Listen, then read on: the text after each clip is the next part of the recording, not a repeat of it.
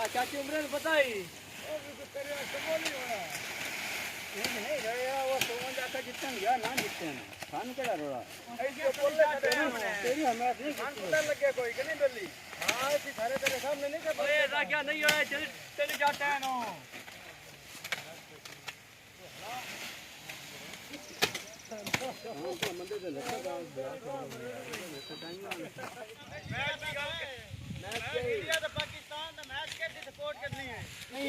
मुक्कू ठप लेंदा गद्दार बनेगा ना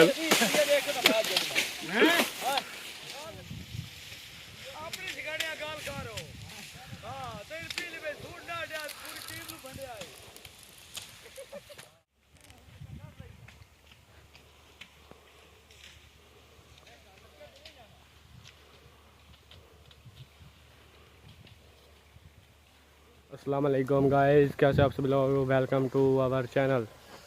तो गाइस हमने ये चैनल खोला है आप लोगों को देहात की चीज़ें दिखाने के लिए।